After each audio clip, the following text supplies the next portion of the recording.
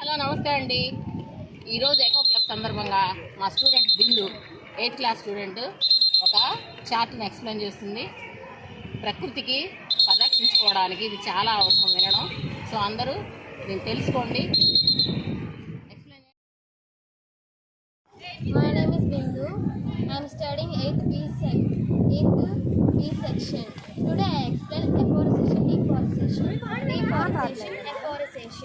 So ఫస్ట్గా మన deforestation గురించి చెప్పుకుందాం. ఇక్కడ ఉన్న ఫ్యాక్టరీస్, హోమ్స్, ఇవన్నీ ఫ్యాక్టరీస్ అనమాట. ఇవేం ప్రొడ్యూస్ చేస్తున్నాయి? ఎయిర్, కెమికల్ ఎయిర్ అనమాట. ఇవన్నీ ఎయిర్లోకి వచ్చేసి ఎయిర్ పొల్యూట్ అవుతుంది. అప్పుడు మనకి కార్బన్ ఇంక్రీజ్ అయ్యి ఆక్సిజన్ డిక్రీజ్ అవుతుంది.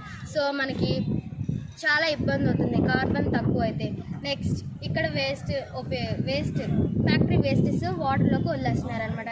దీంట్లో ఉండే జీవులు, జలరాశులన్నీ చనిపోవడానికి కారణమవుతాయి. ఎందుకంటే ఈ కెమికల్ వేస్టెస్ అన్నీ నీటిలో రావడం వల్ల వాటికి రోగాలు అలా వచ్చి చనిపోతాయి. అంటే అప్పుడు మనం తాగడానికి కూడా వీలు ఉండదు.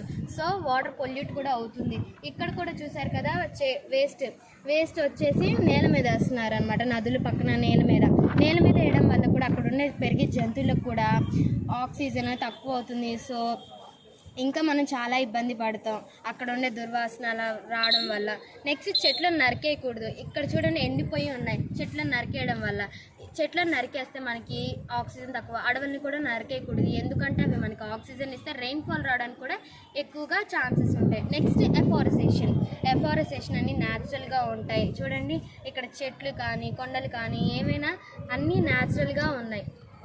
ఆక్సిజన్ అనేది ఇలా చెట్లు పెంచుకుంటే మంచిగా ఆక్సిజన్ వచ్చింది. సన్లైట్ మనకి చాలా కొరత లేకుండా వచ్చింది అనమాట. మనం కార్బన్ని డిక్రీస్ అయ్యేలాగా చెట్లు పెంచుకోవాలి. అప్పుడు మనకి ఓజోన్ లేయర్ కూడా పడకుండా ఉంటుంది.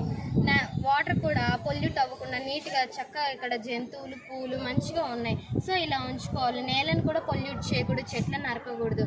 Thank you all.